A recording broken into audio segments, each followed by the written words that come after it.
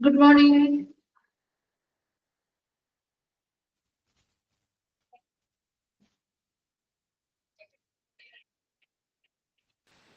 Good morning, ma'am.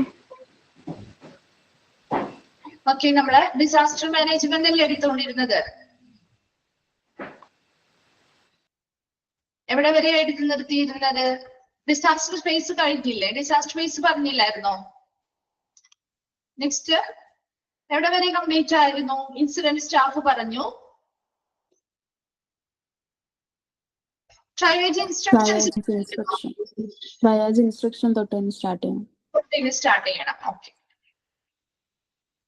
അവിടെ വരെയും clear ആണോ?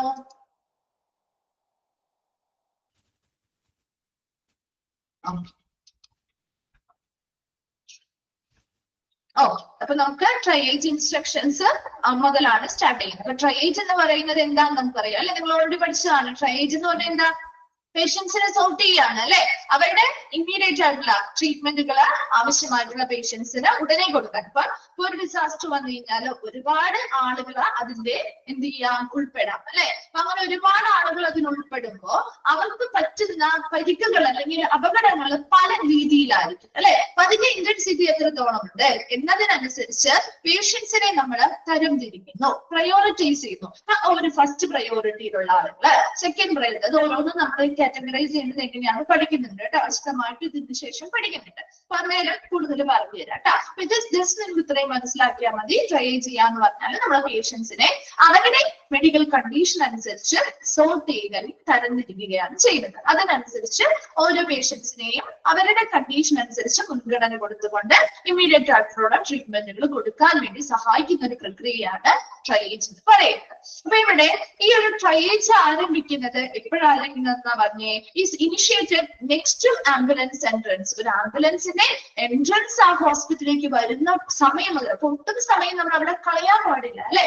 ഒരു പേഷ്യന്റ് വന്നു കഴിഞ്ഞാൽ, ഡിസാസ്റ്ററുമായി ബന്ധപ്പെട്ട ഒരു പേഷ്യന്റ് വന്നു കഴിഞ്ഞാൽ ഒട്ടും സമയം കളയാതെ ഉടനെ തന്നെ അവർക്കൊരു ട്രയേജ് ആരംഭിക്കണം. അപ്പൊ അതിനനുസരിച്ച് വരുന്ന പേഷ്യൻസിനെ നമ്മൾ പ്രയോറിറ്റൈസ് ചെയ്യുന്നു. അവരുടെ എത്രത്തോളമാണ് അവരുടെ ഇഞ്ചുറി എന്നൊക്കെ പരിശോധിച്ച് ഉടനെ തന്നെ അവർ ഏത് കാറ്റഗറിയിൽ ഉൾപ്പെടുത്തണം എന്ന് തീരുമാനിക്കുകയും അതിനനുസരിച്ചുള്ള ട്രീറ്റ്മെന്റുകൾ പ്രൊവൈഡ് ചെയ്യുകയും ചെയ്യും. അപ്പൊ ഇതില് ട്രയേജുമായി ബന്ധപ്പെട്ട് നമ്മളൊരു ഡിസാസ്റ്റർ ഫേസിൽ കുറച്ച് ഇൻസ്ട്രക്ഷൻസ് പറയുന്നുണ്ട്. അപ്പൊ അതിൽ ഒന്നാമതാണ് do not allow casualties to pile up. അതായത് ഇപ്പൊ ഒരുപാട് പേഷ്യൻസ് ഒരുമിച്ച് ഒരു ഹോസ്പിറ്റലിലേക്ക്, ഒരു ഡിസാസ്റ്റർ എന്ന് പറയുമ്പോൾ അങ്ങനെയല്ല അല്ലെ? ഒരു ദുരന്തം സംഭവിച്ചാൽ ഒരുപാട് പേഷ്യൻസ് അറ്റ് എ ടൈം ഹോസ്പിറ്റലിലേക്ക് വരും. അപ്പൊ അങ്ങനെ വരുന്ന സമയത്ത് എല്ലാവരും കൂടി ആ ഒരു കാഷ്വാലിറ്റിയിൽ നിറഞ്ഞു കൂടിയാലോ അല്ലെങ്കിൽ കുന്നുകൂടിയാലോ അവിടുത്തെ പ്രവർത്തനങ്ങള് പറ്റില്ല അല്ലെ? കാഷ്വാലിറ്റിയിൽ എല്ലാവരും കുന്നുകൂടിയാല് അപ്പൊ പൈലപ്പ് ചെയ്യാന്ന് പറഞ്ഞാൽ കുന്നുകൂടുക. അപ്പൊ അല്ലെങ്കിൽ ഒരുപാട് പേര് അടിഞ്ഞുകൂടുക എന്നുള്ള ഒരു മീനിങ് ആവുന്നത് കേട്ടോ. അപ്പൊ ഇവിടെ കാഷ്വാലിറ്റിയിൽ ഇപ്പൊ ഇതിനിങ്ങനെ ഒരു ട്രയേജ് എന്നുള്ള ഒരു പ്രോസസ് ഉണ്ടെങ്കിൽ കാഷ്വാലിറ്റി കൊണ്ടുവരേണ്ട പേഷ്യൻസിനെ നമുക്ക് കാഷ്വാലിറ്റിയിലേക്ക് വിടാം. അല്ലാത്ത ഔട്ട് പേഷ്യന്റ് ഡിപ്പാർട്ട്മെന്റിലേക്കാണ് വിടേണ്ടത്. ഓരോരുത്തരുടെയും മെഡിക്കൽ കണ്ടീഷൻ അനുസരിച്ച് നമുക്ക് അങ്ങനെ ഓരോ പേഷ്യൻസിനെയും ഏത് വിഭാഗത്തിലാണ് വിടേണ്ടത് എന്ന് നമുക്ക് തീരുമാനിക്കാനും അതിനനുസരിച്ച് ഓരോ പേഷ്യൻസിനെയും ആവശ്യമായ ട്രീറ്റ്മെന്റ് ഏരിയാസിലേക്ക് വിടാനും പറ്റും. അപ്പൊ അങ്ങനെ കാഷ്വാലിറ്റിയിൽ ഒരുപാട് ആളുകൾ കുന്നുകൂടുന്നതിനെ നമുക്ക് തടയാനായിട്ട് അല്ലെങ്കിൽ അനുവദിക്കാതിരിക്കുക. അങ്ങനെ കാഷ്വാലിറ്റിയിൽ ഒരുപാട് ആളുകൾ അവിടെ കൂടി നിന്നാല് മറ്റ് പ്രവർത്തനങ്ങൾ നടത്താൻ പറ്റില്ല. അപ്പൊ അതുകൊണ്ട് ട്രയേജുമായി ബന്ധപ്പെട്ട ഒരു ഇൻസ്ട്രക്ഷൻ ആണ് do not allow casualties to pile up. Pile up ചെയ്യരുത്. കാഷ്വാലിറ്റിയിൽ അധികം ആളുകൾ കുന്നുകൂടാനായിട്ട് അല്ലെങ്കിൽ ഒരുപാട് ആളുകൾ വരാനായിട്ട് അനുവദിക്കാതിരിക്കുക. ആവശ്യമായ ഏറ്റവും അത്യാവശ്യമുള്ള ആളുകളെ മാത്രം അതിലേക്ക് കടത്തിവിടുക. രണ്ടാമത്തത് സോർട്ട് പേഷ്യൻസ് റാപ്പിഡ്ലി. വളരെ പെട്ടെന്ന് തന്നെ പേഷ്യൻസിനെ സോർട്ട് ചെയ്യുക, തരംതിരിക്കുക. ഏത് രീതിയിലുള്ള ട്രീറ്റ്മെന്റ് ആണ് അവർക്ക് കൊടുക്കേണ്ടത്, ഏത് ട്രീറ്റ്മെന്റ് ഏരിയയിലായിരിക്കണം ഇവർക്ക് പരിചരണം കൊടുക്കേണ്ടത് എന്ന രീതിയിലുള്ള പേഷ്യൻസിനെ വളരെ വേഗത്തിൽ തന്നെ, അതായത് ഒരുപാട് സമയം എടുത്തല്ലാതെ വളരെ വേഗത്തിൽ വരുന്ന പേഷ്യൻസിനെ എന്ത് ചെയ്യുക, സോർട്ട് ചെയ്യുക അല്ലെങ്കിൽ തരംതിരിക്കുക. മൂന്നാമത്തതായിട്ട് ടാഗ് ദം അപ്രോപ്രിയേറ്റ്ലി. ഇവരെ നമ്മൾ ടാഗ് ചെയ്യുന്നുണ്ട്. അത് നമ്മൾ ആ ടാഗിങ് നമ്മൾ പഠിക്കുന്നുണ്ട് കേട്ടോ. അപ്പൊ ടാഗ് ചെയ്യാന്ന് പറഞ്ഞാൽ എങ്ങനെയുള്ള പേഷ്യൻസ് ആണ്, അവർ വളരെ ഇമ്മീഡിയറ്റ് ആയിട്ടുള്ള കെയർ കൊടുക്കേണ്ടതാണോ, അർജന്റ് കെയർ കൊടുക്കേണ്ടതാണോ, അല്ലെങ്കിൽ ഡെഡ് ആയിക്കൊണ്ടിരിക്കുന്ന, മരണത്തോട് മല്ലിട്ടുകൊണ്ടിരിക്കുന്ന അല്ലെങ്കിൽ മരിച്ചുകൊണ്ടിരിക്കുന്ന ഒരു രോഗിയാണ്, അല്ലെങ്കിൽ മരണപ്പെട്ട ഒരു രോഗിയാണോ, അങ്ങനെയുള്ള ഓരോ കാറ്റഗറിക്ക് അനുസരിച്ച് നമ്മൾ ഓരോരോ ടാഗ് കൊടുക്കുന്നുണ്ട്. അത് നമ്മൾ ഓൾറെഡി പഠിക്കുന്നുണ്ട് കേട്ടോ. അത് അങ്ങനെ വിശദമായിട്ട് പറഞ്ഞുതരാം. അപ്പൊ ടാഗ് ദം അപ്രോപ്രിയേറ്റ്ലി, അവർ വളരെ ഉചിതമായ രീതിയിൽ ഈ ഓരോ പേഷ്യന്റിനെയും ടാഗ് ചെയ്യുക. നാലാമത് route to appropriate treatment areas. ഇവരെ എന്ത് ചെയ്യുന്നു, ഇങ്ങനെ സോർട്ട് ചെയ്തു, നമ്മൾ ടാഗ് ചെയ്തു, അവരെ ഉചിതമായിട്ടുള്ള ട്രീറ്റ്മെന്റ് ഏരിയാസിലേക്ക് വിടുകയും ചെയ്യുക. ഇത്രയും ഈ ട്രയേജുമായി ബന്ധപ്പെട്ട് ചെയ്യേണ്ട ഇൻസ്ട്രക്ഷൻസ് അല്ലെങ്കിൽ നിർദ്ദേശങ്ങളാണ്. കാഷ്വാലിറ്റിയിൽ അധികം ആളുകൾ കുന്നുകൂടുന്നത് അനുവദിക്കാതിരിക്കുക. സോർട്ട് വരുന്ന പേഷ്യൻസിനെ വളരെ പെട്ടെന്ന് തന്നെ സോർട്ട് ചെയ്യുക, തരംതിരിക്കുക. അവർക്ക് ആവശ്യമായ രീതിയിൽ അവരെ ടാഗ് ചെയ്യുക. അതുപോലെ അവർക്ക് ഉചിതമായിട്ടുള്ള ട്രീറ്റ്മെന്റ് ഏരിയസിലോട്ട് അവരെ വിടുകയും ചെയ്യുക. ക്ലിയർ ആണോ? നാലെണ്ണം. ഓക്കെ. അടുത്തത് ട്രീറ്റ്മെന്റ് ഏരിയാസ് ആണ്. ഇപ്പൊ ഒരു ഹോസ്പിറ്റലില് ഏതൊക്കെ ട്രീറ്റ്മെന്റ് ഏരിയാസ് ആണുള്ളത്, അവിടെ എന്തൊക്കെ രീതിയിലുള്ള പേഷ്യൻസിനെയാണ് അവര് അക്കോമഡേറ്റ് ചെയ്യുന്നത്. ഇപ്പൊ ഒരു ഡിസാസ്റ്ററുമായി ബന്ധപ്പെട്ട് ഈ പറയുന്ന എല്ലാ ട്രീറ്റ്മെന്റ് ഏരിയാസും ആക്ടിവേറ്റ് ആയിരിക്കണം. ഈ ട്രീറ്റ്മെന്റ് ഏരിയാസിൽ എന്തൊക്കെ രീതിയിലുള്ള പേഷ്യൻസിനാണ് ട്രീറ്റ്മെന്റ് കൊടുക്കുന്നത്. അപ്പൊ അങ്ങനെ അനുസരിച്ച് ആ പേഷ്യൻസിനൊക്കെ ഈ ഓരോ ഏരിയയിലേക്ക് ആയിരിക്കും അവരുടെ കണ്ടീഷൻ അനുസരിച്ച് വരുന്നത്. അപ്പൊ അതിലൊന്നാമതാണ് എമർജൻസി റൂം. എമർജൻസി റൂമിൽ അതൊരു ഹൈഫൻ ഇട്ടോട്ടാ. ഇവിടെ ഒരു എമർജൻസി റൂം ഒരുമിച്ചാ കൊടുത്തിരിക്കുന്നത്. അപ്പൊ അവന് ഹൈഫൻ ഇട്ട് എഴുതിയാൽ മതി കേട്ടോ. അപ്പൊ ഒരു എമർജൻസി റൂമാണ് ആദ്യത്തെ ട്രീറ്റ്മെന്റ് ഏരിയ എന്ന് പറയുന്നത്. അപ്പൊ നമുക്കറിയാലോ, എമർജൻസി റൂം എന്ന് പറയുമ്പോൾ വളരെ ഇമ്മീഡിയറ്റ് ആയിട്ട് കെയർ കൊടുക്കേണ്ട ആളുകളായിരിക്കും അല്ലെ. ഹൈപ്പർ അക്യൂട്ട് കണ്ടീഷൻസ്, വളരെ ഉയർന്ന നിലയിൽ വളരെ അത്യാവശ്യമായിട്ട് ഇമ്മീഡിയറ്റ് ആയിട്ട് ട്രീറ്റ്മെന്റ് കൊടുക്കേണ്ട കണ്ടീഷൻസ്, അതായത് ലൈഫ് ത്രെറ്റനിങ്, ഹെമറേജ് മുതലായിട്ടുള്ളവ, അതായത് ജീവൻ മരണ അപകടങ്ങൾ, അല്ലെങ്കിൽ ജീവൻ രക്ഷിക്കേണ്ട അല്ലെങ്കിൽ ജീവൻ അപകടത്തിൽപ്പെടുന്ന രീതിയിലുള്ള എന്തെങ്കിലും ഡിസാസ്റ്ററുമായി ബന്ധപ്പെട്ട എന്തെങ്കിലും അപകടങ്ങൾ നടന്നിട്ടുണ്ടെങ്കിൽ അതിൽ ബാധകമായിട്ടുള്ള ആളുകൾ, അവർക്ക് വളരെയധികം ജീവൻ അപകടപ്പെടുന്ന രീതിയിലുള്ള എന്തെങ്കിലും പരിക്കുകളോ കാര്യങ്ങളോ ആഘാതങ്ങളോ ഒക്കെ സംഭവിച്ചിട്ടുണ്ടാവും. അപ്പൊ അങ്ങനെയുള്ള ആളുകളെ, അതുപോലെ ഹെമറേജ്, ഇപ്പൊ ഈ ബിൽഡിങ്ങുമായി ബന്ധപ്പെട്ടോ അല്ലെങ്കിൽ മറ്റെന്തെങ്കിലും രീതിയിലുള്ള വലിയൊരു ഡിസാസ്റ്റർ ആണെങ്കിൽ അതുമായി ബന്ധപ്പെട്ട് ബ്ലീഡിങ് ഒരുപാട് വരുന്ന ആളുകൾ, അതാണ് ഹെമറേജ് നമ്മൾ ഉദ്ദേശിക്കുന്നത്. ഒരുപാട് ബ്ലീഡിംഗ് ഒക്കെ വരുന്ന ആളുകളെയൊക്കെ നമ്മൾ എവിടെയാണ്, എമർജൻസി റൂമിലാണ് അക്കോമഡേറ്റ് ചെയ്യുന്നത്. അതോടൊപ്പം തന്നെ ഇതിലൊരു ചെറിയ മിസ്റ്റേക്ക് ഉണ്ട്, അതൊന്ന് തിരുത്തണം കേട്ടോ. OPD ഏരിയയില് അൺസാൽവേജബിൾ കേസസ് എന്ന് പറഞ്ഞിട്ടില്ലേ, അത് നമ്മുടെ ഈ ഒരു എമർജൻസി റൂമിലാണ് വരിക കേട്ടോ. അൺസാൽവേജബിൾ കേസസ് എന്ന് പറഞ്ഞാല് നമുക്ക് അതായത് നമ്മൾ എത്ര ട്രീറ്റ്മെന്റ് കൊടുത്താലും ചിലപ്പോൾ അവർ രക്ഷപ്പെട്ട് കിട്ടണം എന്നുണ്ടാവില്ല. അങ്ങനത്തെ ആളുകളില്ലേ, നമ്മൾ എത്ര ട്രീറ്റ്മെന്റ് കൊടുത്താലും ചിലപ്പോൾ അവർ അതിൽ നിന്ന് റിക്കവർ ആയി പോരാൻ ചാൻസ് വളരെ കുറവായിരിക്കും. എന്നാലും നമ്മൾ അവർക്ക് ആവശ്യമായിട്ടുള്ള ട്രീറ്റ്മെന്റ് മാക്സിമം നമ്മൾ ശ്രമിക്കും അല്ലെ. നമ്മൾ അവരുടെ ജീവൻ രക്ഷിക്കാൻ വേണ്ടിയിട്ട്, അവരുടെ ജീവൻ അല്ലെങ്കിൽ അവർ മരണപ്പെടുന്നത് വരെയും നമ്മൾ ശ്രമിക്കാറുണ്ട് ഇല്ലേ. അപ്പൊ അങ്ങനെയുള്ള പേഷ്യൻസ് ആണ് അൺസാൽവേജബിൾ കേസസ് എന്ന് പറയുന്നത്. അതായത് മിക്കവാറും അവര് മരണത്തിലേക്ക് പോവാൻ തന്നെയാണ് ചാൻസ് കൂടുതലുള്ളത്. അത് നമുക്ക് രക്ഷപ്പെട്ട് കിട്ടാനായിട്ട് ചാൻസ് വളരെ കുറവാണ്. എങ്കിൽ പോലും അവർക്ക് ഈ പറയുന്ന ഒരു എമർജൻസി റൂമിൽ നമ്മൾ മാക്സിമം അവരുടെ ഒരു മരണത്തിന് മുൻപ് വരെയും നമ്മൾ അവർക്ക് ആവശ്യമായ ട്രീറ്റ്മെന്റുകളും കാര്യങ്ങളും കൊടുത്ത് അവരെ തിരിച്ചു കൊണ്ടുവരാനായിട്ട് ശ്രമിക്കാറുണ്ട്. അപ്പൊ അങ്ങനെയുള്ള കേസുകൾ ഈ എമർജൻസി റൂമിലാണ് വരുന്നത്. ഇനി OPD വരുന്ന ഏരിയയിൽ വരുന്ന ഏതാണ് മിസ് പറഞ്ഞുതരാം കേട്ടോ. അപ്പൊ അതൊന്ന് നോട്ട് ചെയ്ത് വെക്കണം കേട്ടോ. അൺസാൽവേജബിൾ കേസസും ഈ ഒരു എമർജൻസി റൂമിലാണ് വരുന്നത്. ക്ലിയർ ആണോ? ആ മൂന്ന് കാര്യങ്ങൾ പറഞ്ഞത് ഓക്കെ ആണോ? ഓക്കെ. അടുത്തതാണ് സർജറി ഏരിയ. സർജറി ഏരിയയിൽ സീരിയസ് ആയിട്ടുള്ള കാഷ്വാലിറ്റിയിൽ നിന്ന് വന്നിട്ടുള്ള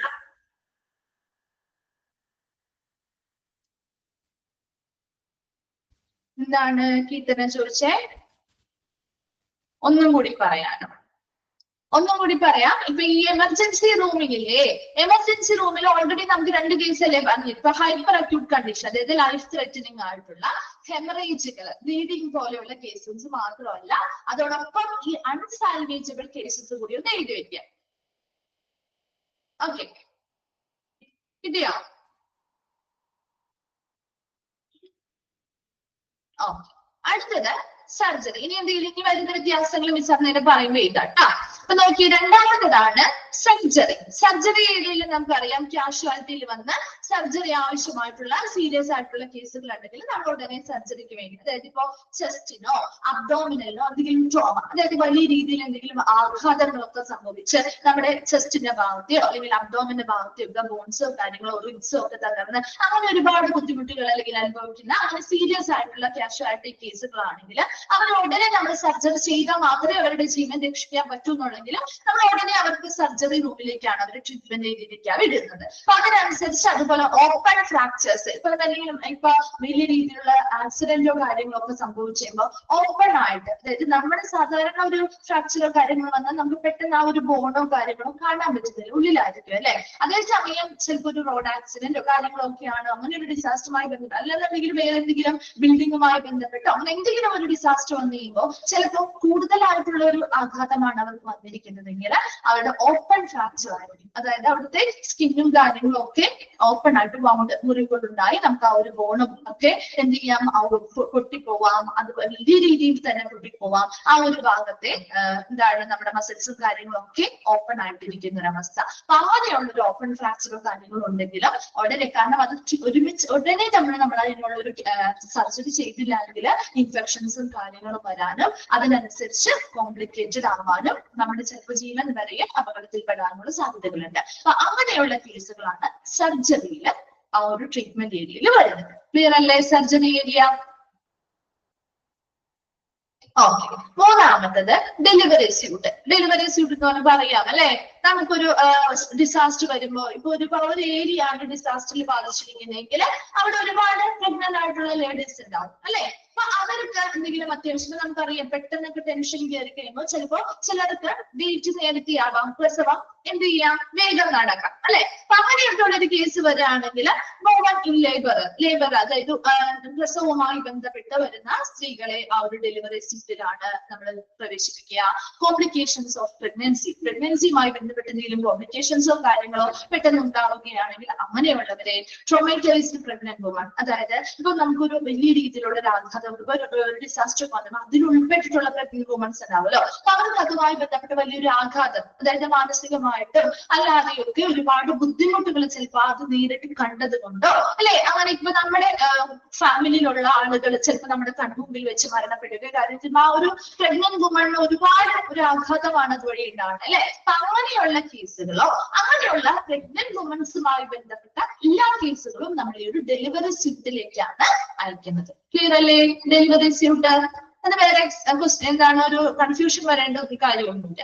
നാലാമത്തത് ICU, മെഡിക്കൽ എമർജൻസി. ICUലേക്ക് എടുത്തേണ്ട അല്ലെങ്കിൽ കണ്ടിന്യൂസ് ആയിട്ട് ഒബ്സർവേഷൻസോ കാര്യങ്ങളോ ഒക്കെ വേണ്ട, നമ്മൾ കണ്ടിന്യൂസ് ആയിട്ട് വളരെ ശരിയായ രീതിയിൽ പ്രോപ്പർ ട്രീറ്റ്മെന്റുകൾ കൊടുക്കേണ്ട അല്ലെങ്കിൽ നമ്മൾ നല്ല രീതിയിൽ നോക്കേണ്ടതായിട്ടുള്ള പേഷ്യൻസ് ആണെങ്കിൽ അവിടെ മെഡിക്കൽ എമർജൻസി കാര്യങ്ങളുണ്ടെങ്കിൽ നമ്മൾ ICUലാണ് പ്രവേശിക്കുന്നത്.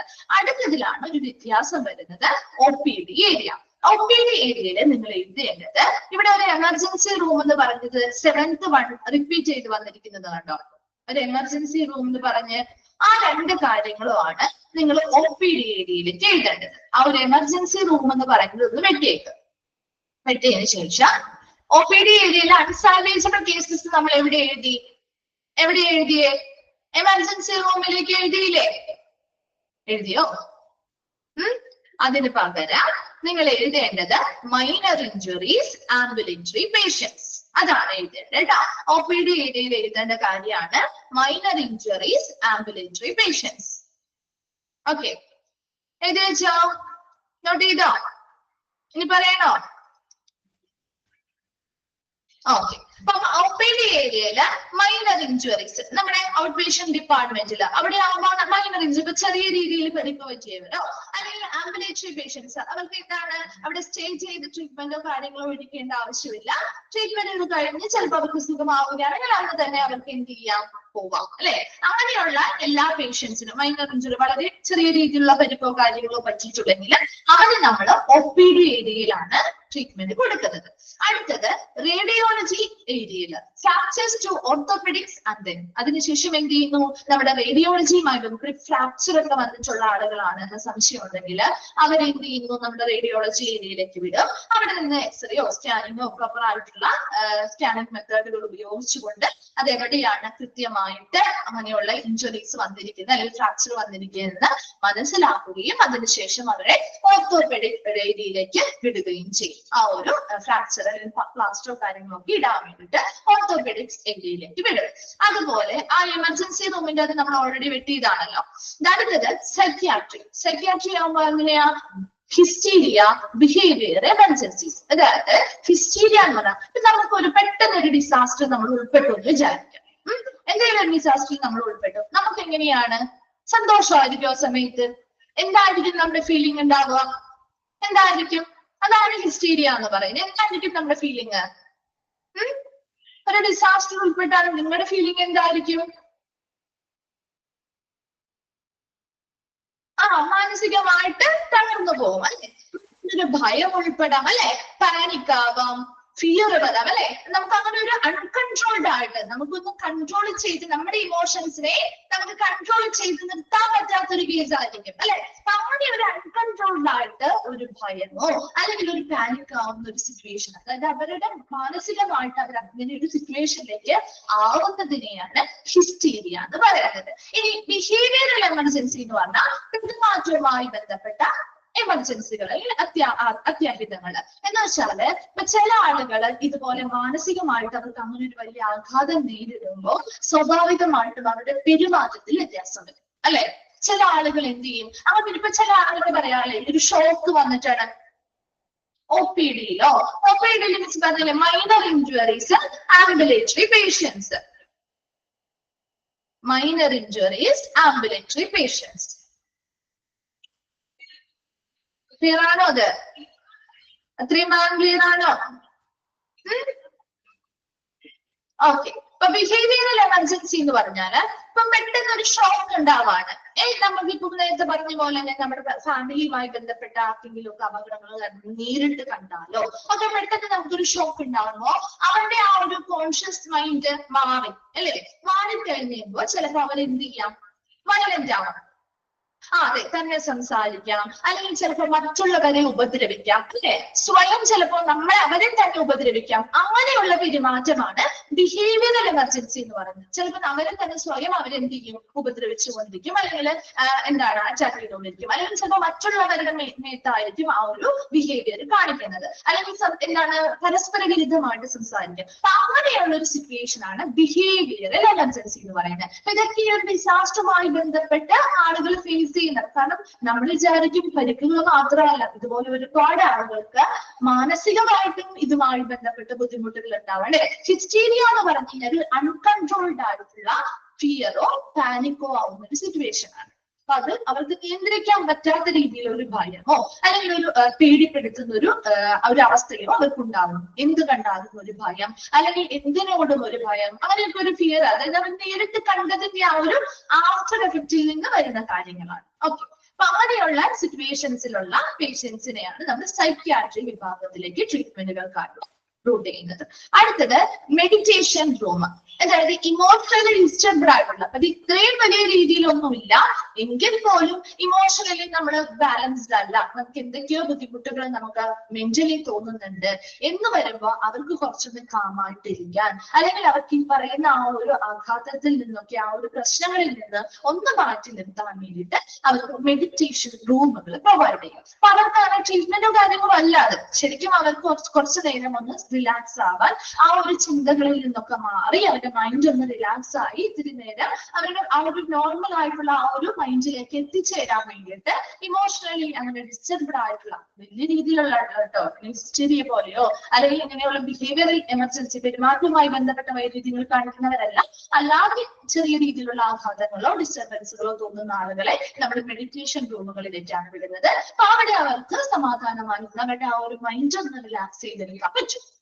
അടുത്തതാണ് സെമിനാർ റൂമുകൾ ഉണ്ടാവും. അവിടേക്ക് ഇഞ്ചേർഡ്, അപ്പൊ ഈ അപകടത്തിൽ അല്ലെങ്കിൽ ഈ ഒരു ഡിസാസ്റ്ററിൽ ഉൾപ്പെട്ട എല്ലാവർക്കും ചിലപ്പോൾ പരിക്ക് പറ്റണമെന്നില്ല അല്ലെ?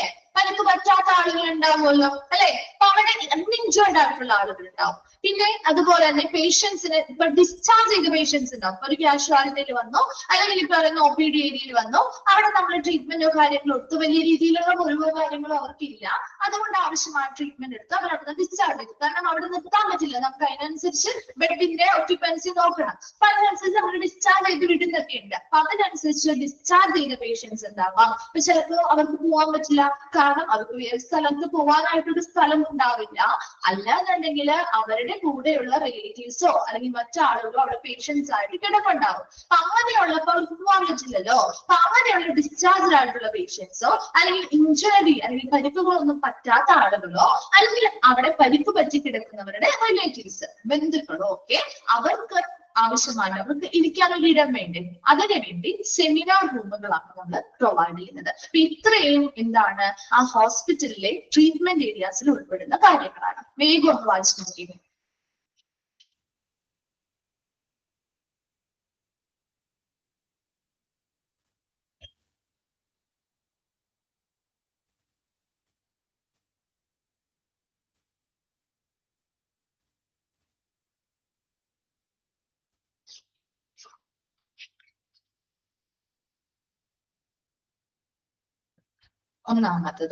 ഒന്നാമത്തതില് എമർജൻസി റൂം എന്ന് പറഞ്ഞാല് നമുക്ക് ഏറ്റവും ഇമ്പോർട്ടന്റ് ആയിട്ടുള്ളത് വളരെ എമർജൻസി ഉള്ള കേസുകൾ, വളരെ അത്യാഹിത കേസുകൾ, അതായത് ഹൈപ്പർ അക്യൂട്ട് കണ്ടീഷൻ എന്ന് പറഞ്ഞാല് ലൈഫ് ത്രെറ്റനിങ്, നമ്മുടെ ജീവൻ അപകടത്തിൽപ്പെടുത്തുന്ന രീതിയിലുള്ള ഇഞ്ചുറീസ്, അവരുടെ ജീവൻ മരണപ്പെട്ടാട്ടം നടത്തിക്കൊണ്ടിരിക്കുന്നത്, അതായത് അവരുടെ ജീവൻ അത്രയും അധികം അപകടപ്പെടുത്തുന്ന രീതിയിലുള്ള ഒരു സിറ്റുവേഷൻ ആണ്. അതിനനുസരിച്ച് വലിയ രീതിയിലുള്ളൊരു ഇഞ്ചുറിയോ മറ്റെന്തെങ്കിലും കാര്യങ്ങളോ സംഭവിച്ചിട്ടുണ്ടാവാം. അല്ലെങ്കിൽ ബ്ലീഡിങ് പോലെ ഹെമറേജ് എന്ന് പറഞ്ഞാൽ ബ്ലീഡിങ്ങോ കാര്യങ്ങളോ, വളരെ നല്ല രീതിയിൽ ബ്ലീഡിങ്ങോ കാര്യങ്ങളോ വരുന്ന ഒരു പേഷ്യന്റ്. അപ്പൊ അവരൊക്കെ ആ ഒരു ജീവൻ മരണ പോരാട്ടത്തിലാണ് അല്ലെ. അത്രയും അധികം ഇമ്പോർട്ടന്റ് ആയിട്ട് വളരെ എമർജൻസി ആയിട്ട് നമ്മൾ ട്രീറ്റ്മെന്റ് കൊടുക്കേണ്ട ആളുകളാണ്. അങ്ങനെയുള്ളവരെ നമ്മുടെ ഈ ഒരു എമർജൻസി റൂമിലാണ് ഉൾപ്പെടുത്തുന്നത്. അതുകൂടാതെ അൺസാൽവേജബിൾ കേസസ് എന്ന് പറഞ്ഞാൽ നമ്മുടെ, അതായത് ഓൾറെഡി അവര് മരണത്തിലേക്ക് പോയിക്കൊണ്ടിരിക്കുന്ന ആളുകളാണ്. നമ്മൾ എത്ര ട്രീറ്റ്മെന്റ് ചിലപ്പോൾ കൊടുത്താൽ പോലും രക്ഷപ്പെടാനുള്ള ചാൻസ് വളരെ കുറവാണ്. എന്നാൽ പോലും നമ്മൾ എന്ത് ചെയ്യാറുണ്ട്, അവര് മരിച്ചോട്ടെ എന്നല്ലല്ലോ നമ്മൾ വിചാരിക്കുക അല്ലെ.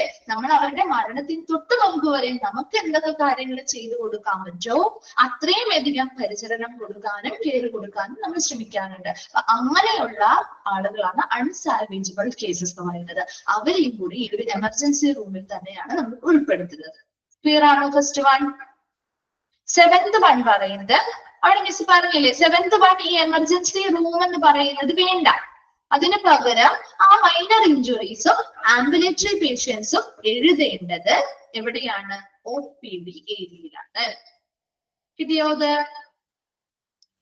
ഹെമറേജ് എന്ന് പറഞ്ഞാൽ ബ്ലീഡിംഗ് ആണ് കേട്ടോ. നമ്മുടെ എന്തെങ്കിലും ബ്ലഡ് വെസൽസ് ഡാമേജ് ആയിട്ട് വരുന്ന ബ്ലീഡിംഗ്.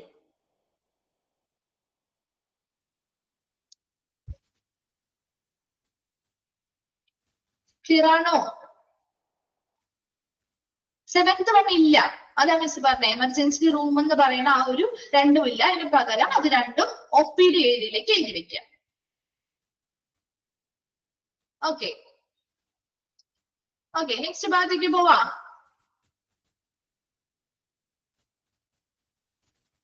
ഓക്കെ, നെക്സ്റ്റ് വൺ നമ്മൾ ഇവിടെ കുറച്ച് കാര്യങ്ങൾ, അതായത് എങ്ങനെയാണ് അവർക്ക് ആ ഒരു ഡിസാസ്റ്ററുമായി ബന്ധപ്പെട്ട് ഒരു definitive care initiated as soon as possible, എന്താ വളരെ കൃത്യമായിട്ടുള്ള പരിചരണം എത്രയും വേഗം നമ്മൾ നൽകാൻ ശ്രമിക്കണം. ഇതൊരു ഡിസാസ്റ്റർ ഫേസുമായി ബന്ധപ്പെട്ട് വരുന്ന കാര്യങ്ങളാണ്. ഒരു ഡിസാസ്റ്റർ ഫേസിൽ നമുക്ക് അവിടെ ഡിസാസ്റ്റർ സംഭവിച്ചു, അപ്പൊ അവിടെ വരുന്ന പേഷ്യൻസിന് എത്രയും വേഗം അവർക്ക് പരിചരണങ്ങൾ, കൃത്യമായിട്ടുള്ള പരിചരണങ്ങൾ എത്രയും വേഗം നൽകേണ്ടതായിട്ടുണ്ട്. രണ്ടാമത്തത് data received, recorded and directed to the business office, admitting office and public relation office for coordination and release. അതിനുശേഷം എന്ത് ചെയ്യുന്നു? ഈ പറയുന്ന വരുന്ന പേഷ്യൻസുമായി ബന്ധപ്പെട്ട അല്ലെങ്കിൽ ആളുകളുമായി ബന്ധപ്പെട്ട എല്ലാ ഡേറ്റാസും സ്വീകരിക്കണം, അത് റെക്കോർഡ് ചെയ്യുകയും കൃത്യമായിട്ട് അത് ബിസിനസ് ഓഫീസുകളിലേക്ക്, അതുപോലെ തന്നെ അവിടുത്തെ അഡ്മിറ്റിംഗ് ഓഫീസുകൾ, അഡ്മിഷൻ എടുക്കുന്ന അഡ്മിറ്റിംഗ് ഓഫീസുമായി ബന്ധപ്പെട്ട ഇടങ്ങളിലേക്ക് അല്ലെങ്കിൽ പബ്ലിക് റിലേഷൻ ഓഫീസിലേക്കൊക്കെ കൃത്യമായ കോർഡിനേഷൻ നടത്താനും അതുപോലെ അത് റിലീസ് ചെയ്യണം. ഇപ്പൊ ഓൾറെഡി എത്ര ആളുകൾ പേഷ്യൻസ് വന്നു, ഇനി എത്ര നമുക്ക് ബെഡ് കപ്പാസിറ്റി ഉണ്ട് എത്ര പേര് ഡിസ്ചാർജ് ചെയ്തു എന്ന രീതിയിലുള്ള എല്ലാ ഇൻഫർമേഷൻസും റിസീവ് ചെയ്യണം, അത് റെക്കോർഡ് ചെയ്ത് വെക്കണം, ബന്ധപ്പെട്ട ഇതുപോലെയുള്ള ഓഫീസുകളിലേക്ക് അറിയിക്കുകയും വേണം. അവർക്ക് കൊടുക്കണം, ഡയറക്റ്റ് കൊടുക്കണം. അങ്ങനെ കൊടുത്താൽ മാത്രമേ അവർക്ക് കൃത്യമായിട്ട് അതുമായി ബന്ധപ്പെട്ട വിവരങ്ങൾ കോർഡിനേറ്റ് ചെയ്യാനും റിലീസ് ചെയ്യാനും സാധിക്കുകയുള്ളൂ. മൂന്നാമത് patients who are discharges are directed to admitting on discharge office. അപ്പൊ എവിടെ നിന്ന് പോകുന്ന ഡിസ്ചാർജ് ചെയ്ത് വിടുന്ന പേഷ്യൻസ് ആണെങ്കിൽ അവരെ എങ്ങോട്ടാണ് നയിക്കേണ്ടത്? അഡ്മിറ്റിംഗ് അല്ലെങ്കിൽ അഡ്മിറ്റിംഗ് ഓഫ് ഡിസ്ചാർജ് ഓഫീസിലേക്ക് നയിക്കണം. അപ്പൊ നമുക്ക് അവിടെ നിന്ന് എത്ര പേര് ഡിസ്ചാർജ് ആയി പോയി, എത്ര പേര് അവിടെ അഡ്മിറ്റ് ആയിട്ടുണ്ട്, അങ്ങനെ ഒരു കൃത്യമായ കണക്കുകൾ കിട്ടാൻ വേണ്ടിയിട്ട്, കൃത്യമായിട്ടില്ലെങ്കിലും ഒരു ഏകദേശ കണക്കുകൾ കിട്ടാൻ വേണ്ടിയിട്ടാണ് ഇങ്ങനെയുള്ള കാര്യങ്ങൾ ചെയ്യുന്നത്. അടുത്തത് disaster chief medical director or director of nursing CEO may authorise an all clear announcement. അപ്പൊ നമുക്ക് മനസ്സിലായി ഇപ്പോൾ ഡിസാസ്റ്ററുമായി ബന്ധപ്പെട്ട ഓൾമോസ്റ്റ് പേഷ്യൻസ് കാര്യങ്ങളൊക്കെ നമ്മുടെ ഹോസ്പിറ്റലിലേക്ക് എത്തി, അവർക്ക് പ്രോപ്പർ ആയിട്ടുള്ള ട്രീറ്റ്മെന്റും കാര്യങ്ങളൊക്കെ നമ്മൾ കൊടുത്തു. ആ ഒരു ഡിസാസ്റ്റർ ഫേസ് എന്ന് പറയുന്നത് ക്ലിയർ ആയെന്ന് വിചാരിക്കാം. നമ്മൾ അവർക്ക് ആവശ്യമായത് ഇത് ഓൾമോസ്റ്റ് എല്ലാവരെയും നമ്മൾ കവർ ചെയ്തിട്ടുണ്ട്.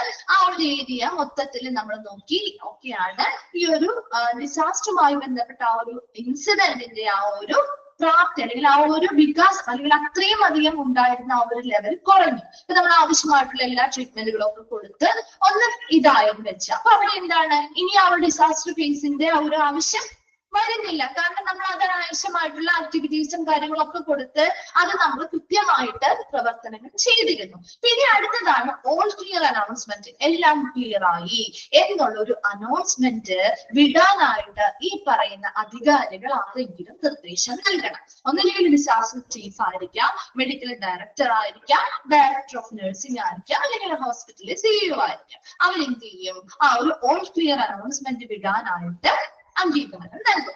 അതിനുശേഷം ആർക്കാണ് നൽകുന്ന? ടെലിഫോൺ ഓപ്പറേറ്റർക്കാണ് നൽകുക. Telephone operator will make all clear announcement over the public address system എന്നാണ് കേട്ടോ. അവിടെ പബ്ലിക് അഡ്രസ് സിസ്റ്റം എന്നാണ്. അപ്പൊ അവിടെ പബ്ലിക് അഡ്രസ് സിസ്റ്റത്തില് പൊതുവായിട്ട് നമുക്ക് ഒരുപാട് പൊതുജനങ്ങളിലേക്ക് കമ്മ്യൂണിക്കേഷൻ നടത്താൻ വേണ്ടിയിട്ട് ഇതുപോലെ ഒരുപാട് സംവിധാനങ്ങൾ ഒരുക്കിയിട്ടുണ്ട്. അപ്പൊ അതിലൂടെ ആ പറയുന്ന ടെലിഫോൺ ഓപ്പറേറ്റർ എന്ത് ചെയ്യുന്നു? ഓൾ ക്ലിയർ അനൗൺസ്മെന്റ് നടത്തുന്നു. അവിടെ she or he will announce code green. അദ്ദേഹം അനൗൺസ് ചെയ്യുന്നത് കോഡ് ഗ്രീൻ ആയിരിക്കും. ഇപ്പൊ കോഡ് ഗ്രീൻ അനൗൺസ് ചെയ്താൽ എന്താ മനസ്സിലാക്കേണ്ടത്? ഇതൊരു ഇവാക്യുവേഷൻ ആണ്. അതായത് നമ്മൾ ആക്ടിവേറ്റ് ആക്കിയിട്ടുള്ള എല്ലാ പ്ലാനുകളും ഇനി എന്ത് ചെയ്യണം? ഡീആക്ടിവേറ്റ് ആക്കണം അല്ലെ? മനസ്സിലായോ? ആക്ടിവേറ്റ് ആക്കിയിരുന്ന നമ്മുടെ എമർജൻസി ഡിസാസ്റ്ററുമായി ബന്ധപ്പെട്ട എമർജൻസി പ്ലാനുകൾ നമ്മൾ ആക്ടിവേറ്റ് ആക്കിയിരുന്നു ഇല്ലേ? അത് എല്ലായിടങ്ങളിലും അതുമായി ബന്ധപ്പെട്ട പ്രവർത്തനങ്ങൾ നടന്നുകൊണ്ടിരിക്കുകയാണ്. അപ്പൊ നമുക്ക് മനസ്സിലായി ഓൾമോസ്റ്റ് എല്ലാം പൂർത്തിയായി, നമ്മൾ ആവശ്യമായ എല്ലാവർക്കും ട്രീറ്റ്മെന്റുകൾ കൊടുത്തു.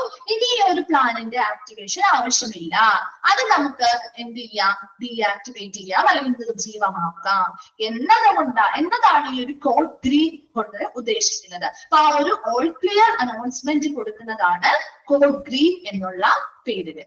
ക്ലിയർ ആണോ ഇത്രയും? അപ്പൊ എന്തൊക്കെ കാര്യങ്ങളും ശ്രദ്ധിക്കണം? വരുന്ന പേഷ്യൻസിന് കൃത്യമായിട്ടുള്ള പരിചരണങ്ങൾ എത്രയും വേഗം അവർക്ക് ആവശ്യമായിട്ടുള്ള പരിചരണങ്ങൾ നൽകുക.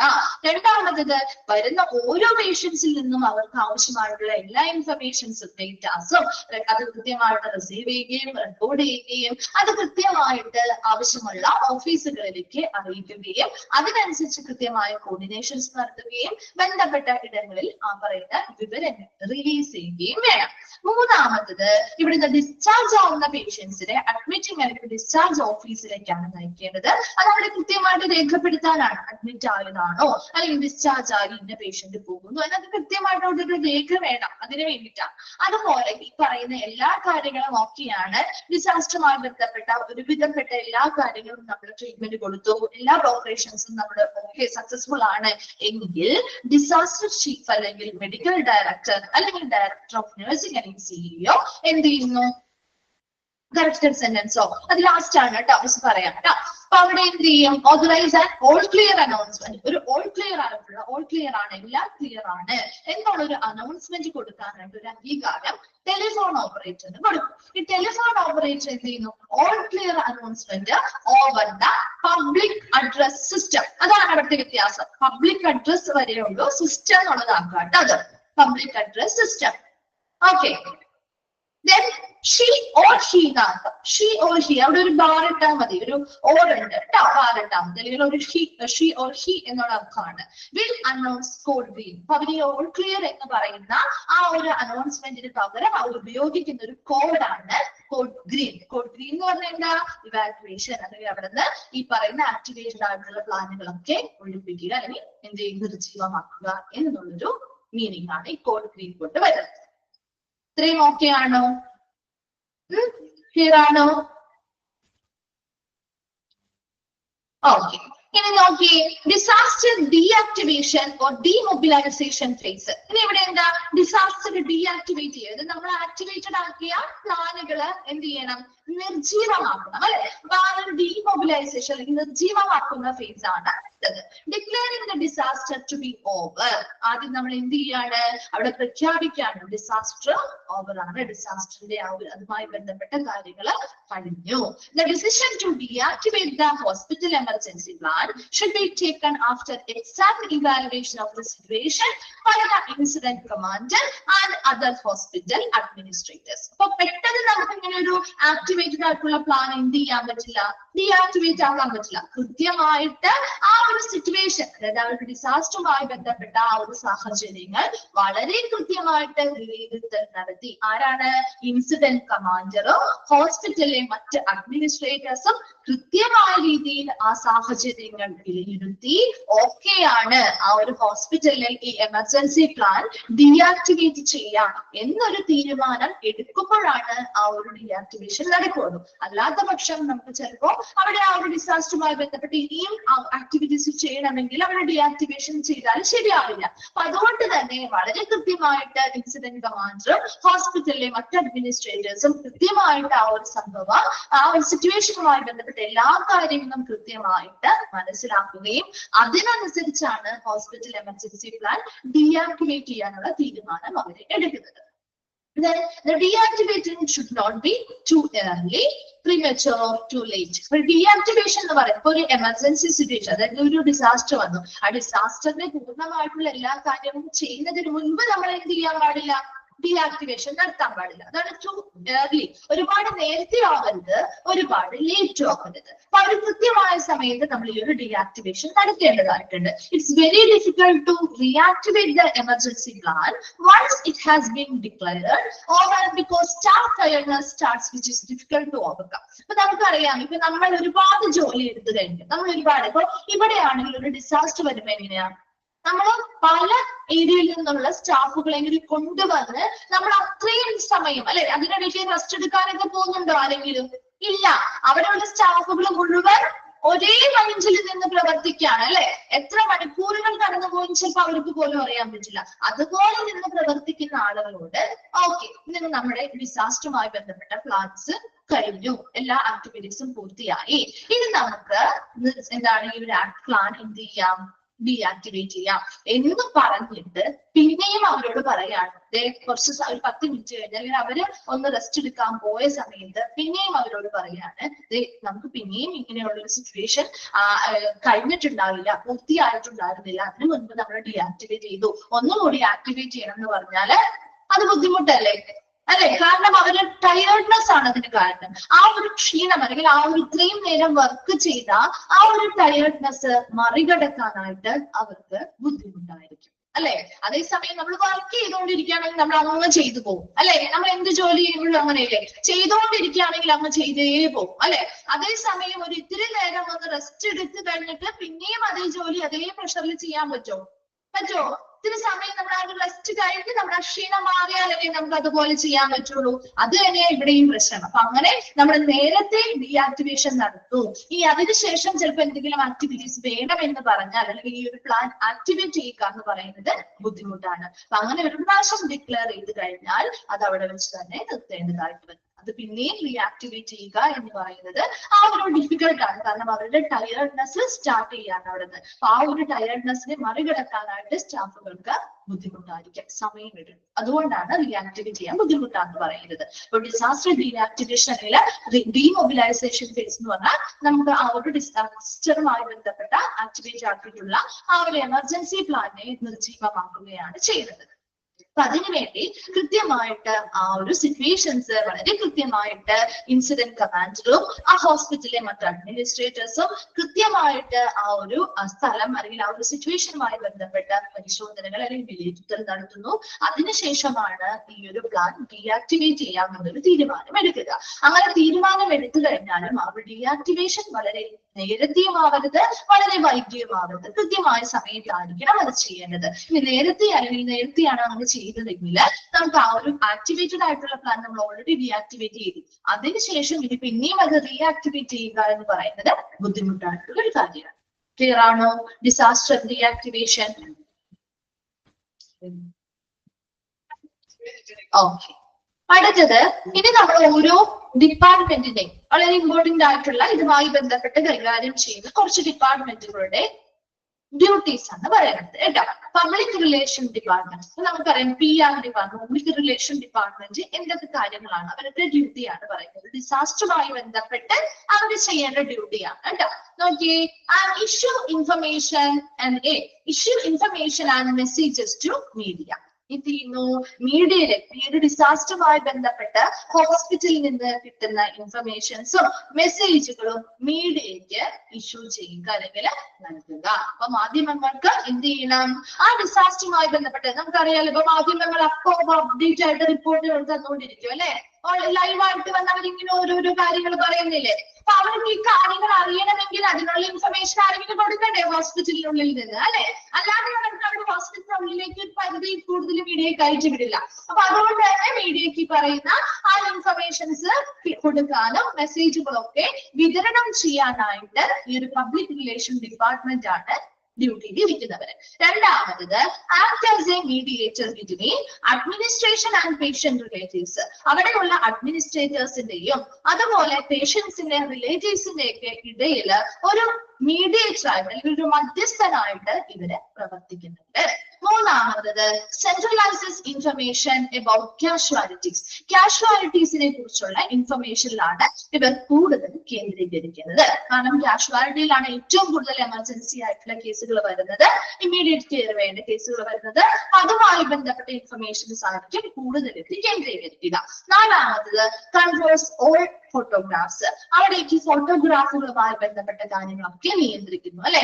അവിടെ ഒരു ഡിസാസ്റ്റർ വന്നു കഴിഞ്ഞാൽ മീഡിയക്കാർ ഒരുപാട് പേര് വരും അല്ലെ. അവിടെയുള്ള പേഷ്യൻസിന്റെ ഫോട്ടോ എടുക്കാനും കാര്യങ്ങളോട്ട് അതൊക്കെ കൃത്യമായിട്ട് നിയന്ത്രിക്കേണ്ടത് ഈ ഒരു പബ്ലിക് റിലേഷൻ ഡിപ്പാർട്ട്മെന്റ് ആണ്.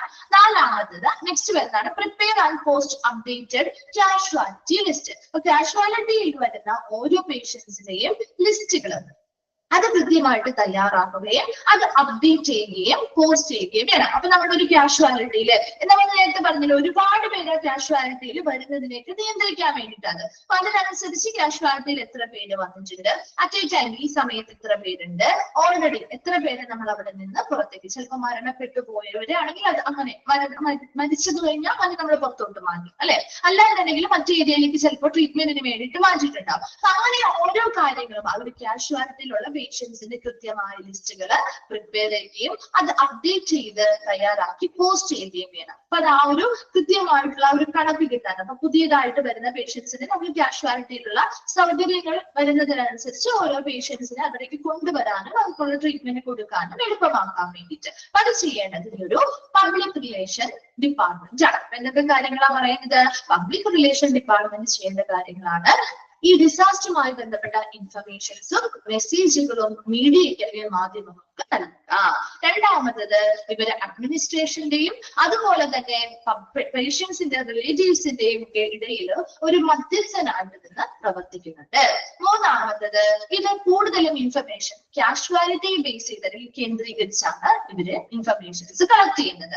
അതുപോലെ തന്നെ ആ ഹോസ്പിറ്റലിലേക്ക് വരുന്ന ഫോട്ടോഗ്രാഫുകൾ എടുക്കുന്നതുമായി ബന്ധപ്പെട്ട കാര്യങ്ങളൊക്കെ കൃത്യമായിട്ട് നിയന്ത്രിക്കുന്നു. Prepare and post updated casualty list. കാഷ്വാലിറ്റിയിൽ വരുന്ന പേഷ്യൻസിന്റെ ലിസ്റ്റുകളും കാര്യങ്ങളും തയ്യാറാക്കുകയും കൃത്യമായിട്ട് പോസ്റ്റുകളിലൂടെ അപ്ഡേറ്റ് ചെയ്ത് അറിയിക്കുകയും ചെയ്യും. ഇത്രയും ആ ഒരു ഏതാണ് പബ്ലിക് റിലേഷൻ ഡിപ്പാർട്ട്മെന്റ് ചെയ്യുന്ന ഡ്യൂട്ടീസ് ആണ്. ക്ലിയർ ആണോ? അത് ഓക്കെ ആണോ? അടുത്തത് in the emergency department personal. അപ്പൊ ഒരു എമർജൻസി ഡിപ്പാർട്ട്മെന്റിലുള്ള ജീവനക്കാർ ചെയ്യേണ്ട കാര്യങ്ങളാണ് അടുത്തതായിട്ട് പറയുന്നത്. നോക്കി, remain in their area differ from all daily activities. ആ ഒരു എമർജൻസി ഡിപ്പാർട്ട്മെന്റിലെ ജീവനക്കാർ എന്ത് ചെയ്യണം? ആ ഒരു ഏരിയയിൽ തന്നെ എപ്പോഴും ഉണ്ടായിരിക്കണം. ഇനി അവർ ചെയ്യുന്ന ദിവസേനയുള്ള പ്രവർത്തനങ്ങളിൽ നിന്നും മാറി വ്യത്യസ്തമായിട്ട് അവർ ചെയ്യേണ്ട കുറെ കാര്യങ്ങളാണ് ഇനി പറയുന്നത്. ഒന്നാമത്തത്, be prepared to receive and help disaster casualties need urgent life saving measures. അതായത് ഈ ദുരിതബാധിതർക്ക് ആവശ്യം അവരെ സ്വീകരിക്കുക. അങ്ങനൊരു ദുരിതബാധിതർ വരുമ്പോ അവരെ ആ ഒരു കാഷ്വാലിറ്റിക്ക് റിസീവ് ചെയ്യുക, സ്വീകരിക്കുക, അവർക്ക് ആവശ്യമായ സഹായങ്ങൾ കൊടുക്കുക. അതുപോലെ തന്നെ need urgent life saving measures, അവർക്ക് ആവശ്യമായ അടിയന്തര രക്ഷാ നടപടികളോ സ്വീകരിക്കുക. ഇത്രയും കാര്യങ്ങൾ അവർ ഡെയിലി ചെയ്യുന്നതിൽ നിന്നും മറിച്ച് ഒരു ഡിസാസ്റ്റർ വരുമ്പോൾ അവർ ചെയ്യേണ്ട കാര്യങ്ങളാണ്. എത്ര ദുരിതബാധിതർ വന്നാലും അവരെ കൃത്യമായിട്ട് സ്വീകരിക്കുകയും അവർക്ക് സഹായങ്ങൾ നൽകുകയും അവർക്ക് ഇമ്മീഡിയറ്റ് ആയിട്ടുള്ള അല്ലെങ്കിൽ അവരുടെ ജീവൻ രക്ഷിക്കുന്നതിനാവശ്യമായ അടിയന്തര സഹായങ്ങൾ നൽകുകയും ചെയ്യണം. രണ്ടാമത്തത്, see that extra nurses are assign from the floors. അതുപോലെ തന്നെ മറ്റു ഫ്ലോറുകളിൽ നിന്ന് നമ്മൾ അസൈൻ ചെയ്തിട്ട്, അപ്പൊ നമ്മൾ ഓൾറെഡി പറഞ്ഞിരുന്നു, നമ്മള് പ്രീ ഡിസാസ്റ്റർ ഫേസിൽ പറഞ്ഞു അല്ലെ. ഇപ്പൊ ഈ ഒരു കാഷ്വാലിറ്റിയിൽ അല്ലെങ്കിൽ ഈ ഒരു എമർജൻസി ഡിപ്പാർട്ട്മെന്റിലുള്ള ആ സ്റ്റാഫുകൾ മതിയായില്ലെങ്കിൽ നമ്മൾ എന്ത് ചെയ്യും? മറ്റു ഫ്ലോറുകളിൽ നിന്ന് ഈ പറയുന്ന മേഖലയിലല്ലാത്ത നഴ്സുകളെ ആണെങ്കിലും ഇവിടേക്ക് ഉൾപ്പെടുത്തും അല്ലെ. അപ്പൊ അങ്ങനെയുള്ള മറ്റു ഫ്ലോറുകളിൽ നിന്ന് നമ്മൾ ഇതിന് ഈ ജോലിക്ക് അസൈൻ ചെയ്തിട്ടുള്ള മറ്റു നഴ്സുകളോ കാര്യങ്ങളോ ഉണ്ടെങ്കിൽ അവരെ എന്ത് ചെയ്യുക? ഇവിടേക്ക് കൊണ്ടുവരാനായിട്ട് ശ്രമിക്കുക. അതുപോലെ are accountable that crash cards are brought and kept in readiness in the triage area. Triage ഏരിയയുമായി ബന്ധപ്പെട്ട് ക്രാഷ് കാർഡ്സ് പഠിച്ചിട്ടുണ്ടോ? ക്രാഷ് കാർഡ്സ് അല്ലെങ്കിൽ മാക്സ് കാർഡ്സ് പഠിച്ചിട്ടുണ്ടോ? അല്ലെങ്കിൽ എവിടെയെങ്കിലും കേട്ടിട്ടുണ്ടോ? ക്രാഷ് കാർഡ്സ് അല്ലെങ്കിൽ മാക്സ് കാർഡ്സ് എവിടെയെങ്കിലും കേട്ടിട്ടുണ്ടോ? കേട്ടിട്ടുണ്ട്. എന്താണത്? നിങ്ങൾ ഓൾറെഡി ഇത് നമ്മുടെ എക്യുപ്മെന്റ്സ് പഠിച്ചില്ലല്ലോ. എക്യുപ്മെന്റ്സിൽ പഠിക്കും കേട്ടോ. മെഡിക്കൽ എക്യുപ്മെന്റ്സ് എന്ന് പറഞ്ഞൊരു ചാപ്റ്റർ ഉണ്ട്, അതിൽ പഠിക്കും. ഇതെന്ന് പറഞ്ഞാൽ നമ്മുടെ ഹോസ്പിറ്റലിലെ മെഡിസിൻസ് ആവാം അല്ലെങ്കിൽ എക്യുപ്മെന്റ്സ് ആവാം. ഇതൊക്കെ കൊണ്ടുവരാനായിട്ട്, അതായത് ഇമ്മീഡിയറ്റ് കാഷ്വാലിറ്റിയിലുള്ളിലേക്ക്, അതെ ട്രോളി തന്നെയാണ് ശരിക്കും. ഇതൊരു ക്രാഷ് കാർഡ് അല്ലെങ്കിൽ മാക്സ് കാർഡ് എന്ന് പറഞ്ഞാല് ട്രോളിയാണ്. നിങ്ങൾ കണ്ടു കാണും. ഇപ്പൊ ഒരു എക്യുപ്മെന്റ് ഒക്കെ ഹോസ്പിറ്റലിലെ ഡിപ്പാർട്ട്മെന്റുകളിലേക്ക് കൊണ്ടുവരണമെങ്കിലോ അല്ലെങ്കിൽ മരുന്നുകൾ കൊണ്ടുവരണമെങ്കിലോ എമർജൻസി മെഡിസിൻസ് കാര്യങ്ങൾക്ക് ഇവിടെ ഒരു കാഷ്വാലിറ്റിയുമായി ബന്ധപ്പെട്ട് നോക്കി, ചിലപ്പോൾ പെട്ടെന്ന് അടിയുന്നൊരു സാഹചര്യങ്ങളിൽ ഒരുപാട് മരുന്നുകൾ കാര്യങ്ങൾ ആവശ്യമായി വരാം, ഒരുപാട് എക്യുപ്മെന്റ്സ് ആവശ്യമായി വരാം. അങ്ങനെയുള്ള സമയങ്ങളിൽ മെഡിക്കൽ ടൂൾസ് കാര്യങ്ങളൊക്കെ കൊണ്ടുവരാൻ, എക്യുപ്മെന്റ്സ് അതുപോലെ മെഡിസിൻസ് ഒക്കെ കൊണ്ടുവരാൻ വേണ്ടി ഉപയോഗിക്കുന്ന ട്രോളിയാണ് ക്രാഷ് കാർഡ്. അപ്പൊ ഇവിടെ ഈ ഒരു കാഷ്വാലിറ്റിയില് ഒരു ട്രയേജ് ഏരിയയുമായി ബന്ധപ്പെട്ട് ഇതുപോലെ ക്രാഷ് കാർഡുകൾ ഇല്ല എങ്കിൽ അത് വാങ്ങി വെക്കുകയും അത് അവിടെ kept in readiness in the triage area, എപ്പോഴും സജ്ജമാക്കിയത്, എപ്പോഴും റെഡിയായിട്ട് എപ്പോ വേണോ ആവശ്യമായി വരുന്നത് അപ്പോ ഉപയോഗിക്കാൻ വേണ്ടി സജ്ജമാക്കി വെക്കേണ്ടതും ഈ പറയുന്ന എമർജൻസി ഡിപ്പാർട്ട്മെന്റിലെ ജീവനക്കാരുടെ ഉത്തരവാദിത്തമാണ്. ലാസ്റ്റ് പറയുന്നത്, make sure that a portable X-ray machine brought and kept in the emergency department. ഒരു പോർട്ടബിൾ ആയിട്ട് നമുക്ക് മൂവ് ചെയ്ത് ഒരു സ്ഥലത്ത് നിന്ന് ഒരു സ്ഥലത്തേക്ക് കൊണ്ടുപോകാൻ പറ്റുന്ന പോർട്ടബിൾ ആയിട്ടുള്ള ഒരു എക്സ്റേ മെഷീൻസ് ഇതുപോലെ തന്നെ ആ ഒരു എമർജൻസി ഡിപ്പാർട്ട്മെന്റിൽ ഉണ്ടാവുകയും അത് ആ ഒരു എമർജൻസി ഡിപ്പാർട്ട്മെന്റിൽ എപ്പോ വേണമെങ്കിലും ഉപയോഗിക്കാൻ തയ്യാറായിട്ട് അവിടെ റെഡിയാക്കി സജ്ജമാക്കി വെക്കുകയും ഉറവെക്കുന്നുണ്ടോ എന്ന് കൂടി ഉറപ്പുവരുത്തണം. ഈ പറയുന്ന 4 പോയിന്റ്സും ഒരു എമർജൻസി ഡിപ്പാർട്ട്മെന്റിലെ ജീവനക്കാര് അവര് ചെയ്യുന്ന ഡ്യൂട്ടിയിൽ നിന്ന്, സാധാരണ അവർ ചെയ്യുന്ന ഡ്യൂട്ടിമാരെക്കാൾ ഉപരി ഒരു ഡിസാസ്റ്ററുമായി ബന്ധപ്പെട്ട് അവർ ചെയ്യേണ്ട എക്സ്ട്രാ ഡ്യൂട്ടീസ് ആണ്. അപ്പൊ അതിൽ ഒന്നാമത്തത് വരുന്ന ഓരോ ദുരിതബാധിതരെയും സ്വീകരിക്കുകയും അവർക്ക് ആവശ്യമായ സഹായങ്ങൾ നൽകുക, അവർക്ക് ആവശ്യമായ അർജന്റ് ലൈഫ് സേവിംഗ്, അവരുടെ ജീവൻ രക്ഷിക്കുന്നതിന് വേണ്ടിയുള്ള അടിയന്തര നടപടിക്രമങ്ങൾ നൽകുകയും ചെയ്യുക. രണ്ടാമത്തത് എക്സ്ട്രാ നഴ്സസിനെ, അതായത് മറ്റു ഫ്ലോറുകളിൽ നിന്ന് അനുയോജ്യരായിട്ടുള്ള, നമ്മൾ ഓൾറെഡി അസൈൻ ചെയ്ത് വെച്ചിട്ടുള്ള ആ എക്സ്ട്രാ നഴ്സസുകളെ എന്ത് ചെയ്യുക? ഇവിടെ അവിടേക്ക് ലഭ്യമാക്കുക. അത് ആവശ്യമായി വരികയാണെങ്കിൽ അവിടേക്ക് ലഭ്യമാക്കുക. മൂന്നാമത്തത് എന്തിനുള്ള ഉത്തരവാദിത്തമാണ്? ഈ പറയുന്ന ട്രയേജ് ഏരിയയുമായി ബന്ധപ്പെട്ട് മെഡിസിൻസോ എക്യുപ്മെന്റ്സോ ടൂളുകളോ കാര്യങ്ങളോ ഒക്കെ ഒരു കാഷ്വാലിറ്റിയിൽ വേണമെന്നുണ്ടെങ്കിൽ അത് കൊണ്ടുവരാൻ വേണ്ടി കൃത്യമായിട്ടുള്ള ക്രാഷ് കാർട്ട് റോഡുകൾ സജ്ജമാക്കി വെക്കുകയും എപ്പോൾ വേണമെങ്കിലും ഉപയോഗിക്കാൻ അതായത് റെഡിയാക്കി വെക്കുകയും ചെയ്യുക. അടുത്തത് മേക്ക് ഷുവർ ദാറ്റ് പോർട്ടബിൾ ആയിട്ടുള്ള ഒരു എക്സ്റേ മെഷീൻസ് നമുക്ക് മൂവ് ചെയ്ത് കൊണ്ടുപോകാൻ പറ്റുന്ന രീതിയിലുള്ള ഒരു എക്സ്റേ മെഷീൻസ് ഈ പറയുന്ന എമർജൻസി ഡിപ്പാർട്ട്മെന്റിൽ സജ്ജമാണോ റെഡിയാണോ എന്നുള്ളത് ഉറപ്പുവരുത്തുകയും ചെയ്യുക. ഇത്രയും ആ ഒരു എമർജൻസി ഡിപ്പാർട്ട്മെന്റിലെ ജീവനക്കാര് അവർ ചെയ്യുന്ന സെയിം എല്ലാ ദിവസവും ചെയ്യുന്ന ഡ്യൂട്ടീസിൽ നിന്നും ഡിഫറെന്റ് ആയിട്ട് വ്യത്യസ്തമായിട്ട് ചെയ്യേണ്ട കുറച്ച് കാര്യങ്ങളാണ്. ക്ലിയർ ആണോ? എമർജൻസി ഡിപ്പാർട്ട്മെന്റ് പേഴ്സണലിന്റെ കാര്യം പറഞ്ഞത്. ഓക്കെ. അടുത്തത് സെക്യൂരിറ്റിയുമായി ബന്ധപ്പെട്ട് സെക്യൂരിറ്റിയുടെ ജീവനക്കാരുമായി ബന്ധപ്പെട്ട് ചെയ്യേണ്ട അവരുടെ duties. Some of the duties suggested ആണ്. One, work in close operation with local police. Local പോലീസുമായിട്ട് വളരെ നല്ല രീതിയിൽ വളരെ നല്ല രീതിയിൽ സഹകരണത്തോടുകൂടി പ്രവർത്തിക്കേണ്ടത് സെക്യൂരിറ്റി ജീവനക്കാരാണ്. Work in close operation with local police. Local പോലീസുമായിട്ട് ഏറ്റവും അടുപ്പത്തിൽ വളരെ ക്ലോസ് ആയിട്ട് വളരെ ക്ലോസ് ആയിട്ട് സഹകരണത്തോടുകൂടി പ്രവർത്തിക്കുക.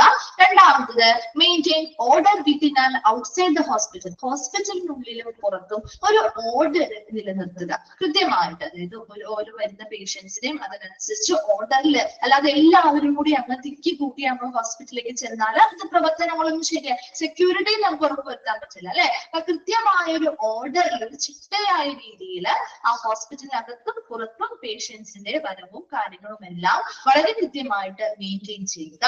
മൂന്നാമത്തത് direct stamping so as not to block the free entry of patients carrying vehicles to and outside the hospital. ഇപ്പൊ ഡിസ്ചാർജ് വരുമ്പോൾ ഒരുപാട് വാഹനങ്ങൾ വന്നുകൊണ്ടിരിക്കും അല്ലെ. പേഷ്യൻസുമായിട്ട് ബന്ധപ്പെട്ട ആംബുലൻസുകൾ മറ്റു വാഹനങ്ങളൊക്കെ ഹോസ്പിറ്റലിലേക്ക് വരികയും പോവുകയും ചെയ്യുന്നുണ്ട്. അപ്പൊ അങ്ങനെ വരുമ്പോൾ ആ ഒരു വരുന്ന വാഹനങ്ങളുടെ ആ ഒരു എൻട്രി എന്ത് ചെയ്യാൻ പാടില്ല, തടയാതിരിക്കുന്നതിന് വേണ്ടി അവിടുത്തെ ആ ഒരു ട്രാഫിക്കിനെ നിയന്ത്രിക്കുക. ഒരുപാട് തിരക്ക് വന്നു കഴിയുമ്പോൾ ഈ പറയുന്ന വാഹനങ്ങൾക്ക് മുന്നോട്ട് പോവാനും വരാനൊക്കെ ബുദ്ധിമുട്ടാവും അല്ലെ. അപ്പൊ അങ്ങനെ ആ ഒരു ട്രാഫിക്കിനെ നിയന്ത്രിക്കുകയും അതിലൂടെ തന്നെ പേഷ്യൻസുമായിട്ട് വരുന്ന അല്ലെങ്കിൽ തിരിച്ചു പോകുന്ന വാഹനങ്ങൾക്ക് സുഗമമായിട്ട് പോവാനായിട്ടുള്ളൊരു വഴി ഒരുക്കുകയും ചെയ്യുക.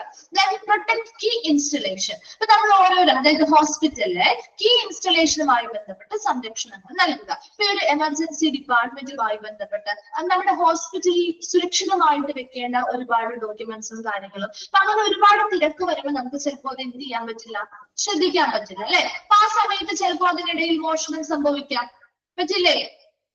അതിനിടയിൽ അങ്ങനെയുള്ള സമയത്ത് ചിലപ്പോൾ മോഷണങ്ങളോ കാര്യങ്ങളോ സംഭവിക്കാം. പിന്നെ കീ ഇൻസ്റ്റലേഷൻസ് നമ്മൾ എവിടെയാണോ ബന്ധപ്പെട്ട ഒരു എമർജൻസി ഡിപ്പാർട്ട്മെന്റുമായി ബന്ധപ്പെട്ട് ചിലപ്പോ അല്ലെങ്കിൽ ഹോസ്പിറ്റലിൽ വർക്ക് ചെയ്യുന്ന മറ്റു ഏരിയാസുമായി ബന്ധപ്പെട്ട ഡോക്യുമെന്റ്സും കാര്യങ്ങളും ഒക്കെ ഇമ്പോർട്ടന്റ് ആയിട്ടുള്ളത് ഉണ്ടാവാം. പവർ സ്റ്റേഷൻ അല്ലെങ്കിൽ ജനറേറ്റേഴ്സുമായി ബന്ധപ്പെട്ട് നമ്മൾ കൂട്ടി ലോക്ക് ചെയ്തിട്ടൊക്കെ ആയിരിക്കും അത് നമ്മൾ വെച്ചിരിക്കുന്നത് അല്ലെ. അങ്ങനെ എല്ലാവർക്കും അവിടേക്ക് പ്രവേശനങ്ങളൊന്നും കൊടുക്കാറില്ല അല്ലെ. വാട്ടർ ടാങ്കറിൽ വാട്ടർ സപ്ലൈ അങ്ങനെയുള്ള ഇടങ്ങളുമായി ബന്ധപ്പെട്ട് കൃത്യമായ കീ ഇൻസ്റ്റലേഷൻസുമായി ബന്ധപ്പെട്ട് എല്ലാ ഇടങ്ങളിലും കൃത്യമായ സംരക്ഷണങ്ങൾ നൽകുക. അവിടേക്ക് അതാണ് അടുത്തത് പറയുന്നത്. Restrain and strictly control access to the hospital. ഹോസ്പിറ്റലിലേക്ക് ഓരോ സ്ഥലത്തേക്കുമുള്ള പ്രവേശനങ്ങളും അവിടെ കൃത്യമായിട്ട് നിയന്ത്രിക്കുകയും സ്ട്രിക്റ്റ് ആയിട്ട് അത് എന്ത് ചെയ്യാൻ അനുവദിക്കാതിരിക്കുകയും ചെയ്യുക. അപ്പൊ ബന്ധപ്പെട്ട direct entry four authorised person അംഗീകരിക്കപ്പെട്ട ആളുകൾക്ക് മാത്രം ഉചിതമായിട്ടുള്ള ഏരിയാസിലോട്ട് പ്രവേശിക്കാൻ പാടുള്ളൂ. അല്ലാത്തവർക്ക് ഹോസ്പിറ്റലിൽ എഴുതി വെക്കുന്ന ആളാറില്ലേ അന്യർക്ക് പ്രവേശനമില്ല എന്ന് എഴുതി വെക്കാറില്ലേ. അതുപോലെ ആവശ്യമില്ലാത്ത അല്ലെങ്കിൽ അധികാരമില്ലാത്ത ഒരാളെയും ആവശ്യമില്ലാത്ത ഹോസ്പിറ്റൽ ഏരിയാസിലേക്ക് കടത്തിവിടാതിരിക്കും. ഇതൊക്കെ ആ സെക്യൂരിറ്റിക്കാർ ചെയ്യേണ്ട കാര്യങ്ങളാണ് അല്ലെ. നോക്കിയേ, ആംബുലൻസ് ടു എമർജൻസി. അപ്പൊ എമർജൻസിയുമായി ബന്ധപ്പെട്ട് ആംബുലൻസുകൾ വരുന്നതാവാം. റിലേറ്റീവ്സ് ടു വെയിറ്റിംഗ് ഏരിയയിൽ റിലേറ്റീവ്സിനെ നമ്മൾ ഇരുത്താറുണ്ട്. അതുപോലെ മീഡിയക്കാരെ മീഡിയ റൂമിൽ മാത്രമേ ഇരുത്താറുള്ളൂ. അപ്പൊ അങ്ങനെ ഓരോരോ ഏരിയാസ് അവർക്ക് കൊടുത്ത് മറ്റു ഏരിയാസിലോട്ട് അവർ പ്രവേശിക്കുന്നതിനെ എന്ത് ചെയ്യുന്നു, തടയുന്നു. അല്ലാതെ അംഗീകൃതമല്ലാത്ത അല്ലെങ്കിൽ അനുവാദമില്ലാത്ത ഒരിടങ്ങളിലേക്കും ഹോസ്പിറ്റലിലുള്ള മറ്റു ഏരിയാസിലേക്ക് പുറത്തുനിന്നും ഒരു ആളെയും കടത്തിവിടാതിരിക്കുക. അടുത്തത് protect hospital personnel and patients. ഹോസ്പിറ്റലിലുള്ള ജീവനക്കാരെയും പേഷ്യൻസിനെയും സംരക്ഷിക്കുക. All hospital personnel should wear identity cards. എല്ലാ ഹോസ്പിറ്റൽ ജീവനക്കാരും ഐഡന്റിറ്റി കാർഡുകൾ ധരിക്കുകയും ചെയ്യുക. ഇത്രയും സെക്യൂരിറ്റി ജീവനക്കാരുമായി ബന്ധപ്പെട്ട് അവർ ചെയ്യേണ്ട ചില ഡ്യൂട്ടീസ് ആണ് പറഞ്ഞിരിക്കുന്നത്. അതിൽ ഒന്നാമത്തത് ലോക്കൽ പോലീസുമായിട്ട് വളരെ നല്ല രീതിയിലുള്ള സഹകരണത്തോടുകൂടി പ്രവർത്തിക്കുക. രണ്ടാമത്തത് ഹോസ്പിറ്റലിനുള്ളിലും പുറത്തും ഒരു കൃത്യമായ ഒരു ചിട്ട അല്ലെങ്കിൽ ഒരു ഓർഡർ നിലനിർത്തുക. മൂന്നാമത്തത് അവിടെയുള്ള ട്രാഫിക്കിനെയും തിരക്കുകളെയും നിയന്ത്രിച്ച് പേഷ്യൻസുമായി വരുന്ന വാഹനങ്ങൾ അല്ലെങ്കിൽ ഹോസ്പിറ്റലിന് പുറത്തേക്ക് പോകുന്ന വാഹനങ്ങളുടെയും ആ ഒരു എൻട്രി വളരെ സുഗമമാക്കുക. അതുപോലെ തന്നെ കീ ഇൻസ്റ്റലേഷനുമായി ബന്ധപ്പെട്ട കാര്യങ്ങൾ സംരക്ഷിക്കുക. ഒരു എമർജൻസി ഡിപ്പാർട്ട്മെന്റുമായി ബന്ധപ്പെട്ട കാര്യങ്ങളാവാം, ഹോസ്പിറ്റൽ വർക്കിംഗ് ഏരിയയുമായി ബന്ധപ്പെട്ട കീകളാവാം, അതുപോലെ പവർ സ്റ്റേഷൻ അല്ലെങ്കിൽ ജനറേറ്ററുമായി ബന്ധപ്പെട്ടോ വാട്ടർ സപ്ലൈ അല്ലെങ്കിൽ വാട്ടർ ടാങ്കുമായി ബന്ധപ്പെട്ടോ അങ്ങനെയുള്ള ഇടങ്ങളുമായി ബന്ധപ്പെട്ട കാര്യങ്ങളെല്ലാം പ്രൊട്ടക്ട് ചെയ്യുക. അതുപോലെ എന്താണ് അംഗീകൃതമല്ലാത്ത ഒരു വ്യക്തിയെയും അനുവാദമില്ലാത്ത ഇടങ്ങളിലേക്ക് ഹോസ്പിറ്റൽ ഇടങ്ങളിലേക്ക് കടത്തിവിടാതിരിക്കുക. അതിനനുസരിച്ച് അവർക്ക് ഓരോരുത്തർക്കും ഇരിക്കാനായിട്ട് ഇപ്പൊ ഒരു ആംബുലൻസുമായി ബന്ധപ്പെട്ട് ഒരു എമർജൻസിയുടെ അവിടെ വരെ ആംബുലൻസ് വരാനായിട്ട് നമ്മൾ അനുവദിക്കാറുള്ളൂ. അതുപോലെ തന്നെ അവിടെ റിലേറ്റീവ്സ് വരാണെങ്കിൽ നമ്മൾ വെയിറ്റിംഗ് റൂമിൽ ഇരുത്താനാ പറയാറ്, അല്ലെ, ഇരിക്കാനാ പറയാറ്. മീഡിയ ആണെങ്കിൽ മീഡിയ റൂമിൽ ഇരിക്കാനാണ് പറയുന്നത്. അപ്പൊ അങ്ങനെ ഓരോരുത്തരെയും അവർക്ക് അംഗീകൃതമായിട്ടുള്ള ഏരിയാസിലേക്ക് കൊടുക്കുകയും മറ്റ് ഏരിയാസിൽ നിന്നും അവരെ എന്ത് ചെയ്യാം, പ്രവേശനം നിഷേധിക്കുകയും ചെയ്യുക. ഹോസ്പിറ്റലിലെ ജീവനക്കാർക്കും അവിടെയുള്ള മറ്റു പേഷ്യൻസിനെയും സംരക്ഷണം ഉറപ്പുവരുത്തുക. അതുപോലെ ഹോസ്പിറ്റലിലെ എല്ലാ ജീവനക്കാരും കൃത്യമായിട്ട് അവരുടെ ഐഡന്റിറ്റി കാർഡുകൾ ധരിക്കുക. അപ്പൊ ആ ഒരു സെക്യൂരിറ്റിക്ക് മനസ്സിലാവും, അല്ലെ, ആ ഹോസ്പിറ്റലിൽ വർക്ക് ചെയ്യുന്ന ആളാണോ അല്ലെങ്കിൽ പുറത്തു നിന്ന് വന്നിരിക്കുന്ന ആളുകളാണോ എന്നൊക്കെ മനസ്സിലാക്കാനും ആ ഹോസ്പിറ്റലിൽ സെക്യൂരിറ്റി കുറച്ചും കൂടി വർദ്ധിപ്പിക്കാനും സാധിക്കും. ക്ലിയർ ആണോ? വേഗം വായിച്ചു നോക്കി. സെക്യൂരിറ്റി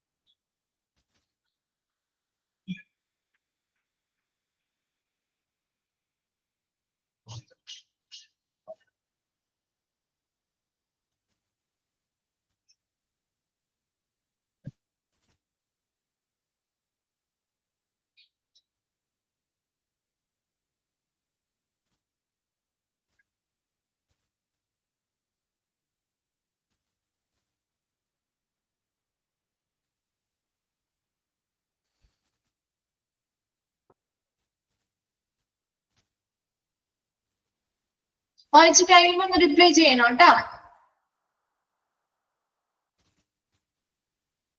സെക്കൻഡ് പോയിന്റോ, maintain order within and outside the hospital എന്ന് പറഞ്ഞാല് അങ്ങനെ ഒരുപാട് ഇപ്പൊ ഏതൊരു ഹോസ്പിറ്റലിൽ ചെല്ലുമ്പോൾ നമ്മളൊരു ചിട്ടയായ രീതിയിലല്ലേ ഓരോ കാര്യങ്ങളും ചെയ്യുന്നത്, അല്ലെ നമ്മളല്ലാതെ ഓടിച്ചെന്ന് നമുക്ക് ഇപ്പൊ ഒരുപാട് ഡിസാസ്റ്റർ വരുമ്പോൾ ഒരുപാട് ആളുകൾ വരില്ലേ. ഇപ്പൊ ഒരുപാട് ആളുകൾ വരുമ്പോ കൃത്യമായ ഒരു ഓർഡറിൽ ഓരോരോ കാര്യങ്ങളും ചെയ്ത്, അതായത് ആ ഒരു കാഷ്വാലിറ്റിയിലേക്ക് കയറാനായിട്ട് ഇന്ന രീതിയിൽ പോകണം, അല്ലെങ്കിൽ നമ്മുടെ OPD ഏരിയയിലേക്ക് ഇന്ന രീതിയിൽ പോകണം. അങ്ങനെ ഒരു കൃത്യമായ ഒരു ഓർഡർ അല്ലെങ്കിൽ ഒരു ചിട്ട ആ ഹോസ്പിറ്റലിന് പുറത്തും അകത്തും ഈ പറയുന്ന സെക്യൂരിറ്റിക്കാരെ നിയന്ത്രിക്കണം, അത് നിലനിർത്തണം. ആ ഒരു ഓർഡറിൽ അല്ലെങ്കിൽ ആ ഒരു ചിട്ടയായ രീതിയിൽ കാര്യങ്ങൾ ചെയ്താൽ മാത്രമേ അത്രയും വലിയ തിരക്ക് വരുമ്പോഴും നമുക്ക് ആ ഒരു സെക്യൂരിറ്റി ഉറപ്പുവരുത്താൻ പറ്റുള്ളൂ. കീ ഇൻസ്റ്റലേഷൻ എന്ന് പറഞ്ഞാല് ഇപ്പൊ ഇതുപോലെ ഇപ്പൊ ഒരു പവർ സ്റ്റേഷനിലേക്ക് അല്ലെങ്കിൽ ഒരു ജനറേറ്ററുമായി ബന്ധപ്പെട്ട് നമുക്ക് അങ്ങനെയുള്ള ഇടങ്ങളിലൊക്കെ നമ്മൾ ഓൾറെഡി കീസ് ഉപയോഗിച്ച് നമ്മൾ എന്ത് ചെയ്തിട്ടുണ്ടാവും, സുരക്ഷിതമാക്കി സെക്യൂർ ചെയ്ത് വെച്ചിരിക്കുന്ന ഓരോ കാര്യങ്ങളുണ്ട്, അല്ലെ. ഇപ്പൊ ക്യാബിനറ്റുകള്, കബോർഡുകള്, നമുക്ക് പേഴ്സണൽ പ്രോപ്പർട്ടീസ് കാര്യങ്ങളൊക്കെ നമ്മൾ വളരെ ഹോസ്പിറ്റലുമായി ബന്ധപ്പെട്ട് മെഡിക്കൽ റെക്കോർഡുകള് ഇങ്ങനെയുള്ള ഏരിയാസ് ഒക്കെ നമ്മൾ വളരെ ശ്രദ്ധാപൂർവം അംഗീകൃതമായിട്ടുള്ള ആളുകൾക്ക് മാത്രം അതിന്റെ കീസ് അനുവദിച്ചുകൊണ്ട് അത് സ്ഥാപിച്ചുകൊണ്ടാണ് നമ്മൾ പ്രൊട്ടക്ട് ചെയ്യുന്നത്. അപ്പൊ അങ്ങനെയുള്ള ഇടങ്ങളിലേക്ക് ഈ പറയുന്ന മറ്റാളുകൾ ആരും കയറാതെ ഈ പറയുന്ന കാര്യങ്ങളെല്ലാം എത്ര തിരക്ക് വന്നാൽ പോലും ഈ ഒരു ഏരിയാസിലോട്ടൊന്നും മറ്റാളുകളെ കടത്തിവിടാനോ അവർക്ക് അതിൽ നിന്നും പല കാര്യം ഇപ്പൊ ഒരു മെഡിക്കൽ റെക്കോർഡ് ഡിപ്പാർട്ട്മെന്റിൽ നിന്നാണ് അവിടെ കൃത്യമായിട്ട് നമ്മൾ കേസും കാര്യങ്ങളും ബന്ധപ്പെട്ട ആളുകൾക്ക് കൊടുത്തിട്ടുണ്ടാവും. അപ്പൊ അത് ആ ഒരു ഏരിയയിൽ നിന്നും എന്തെങ്കിലും റെക്കോർഡുകളോ കാര്യങ്ങളോ ഒന്നും മോഷ്ടിക്കപ്പെടാതെ നമുക്ക് സംരക്ഷിക്കാനായിട്ട് ഇതിലൂടെ സാധിക്കും. ഇപ്പൊ ഒരു പവർ സ്റ്റേഷൻ അല്ലെങ്കിൽ ജനറേറ്ററുമായി ബന്ധപ്പെട്ട ആരെങ്കിലും എന്തെങ്കിലും ഇപ്പൊ നമുക്കറിയാമല്ലേ, നമ്മുടെ ഫിലിംസിലൊക്കെ നിങ്ങൾ കണ്ടു കാണുമല്ലോ, ഒരു ഡിസാസ്റ്ററുമായി ബന്ധപ്പെട്ട ഒരു ദുരന്തം നടത്തി അതിന്റെ ഭാഗമായിട്ട് പലതരത്തിലുള്ള മറ്റു പ്രവർത്തനങ്ങൾ നടത്താനായിട്ടുള്ള ആളുകളുടെയൊക്കെ ആ ഒരു മൈൻഡിനെയൊക്കെ നമുക്ക് എന്ത് ചെയ്യാൻ പറ്റും, പ്രൊട്ടക്ട് ചെയ്യാൻ, ഇതിൽ നിന്നൊക്കെ പ്രൊട്ടക്ഷൻ നടത്താൻ വേണ്ടിയിട്ടാണ് ഇതുപോലെ ഹോസ്പിറ്റലിൽ ഓരോരോ മേഖലയിലും ആ ഒരു സംരക്ഷണം നൽകുന്നത്.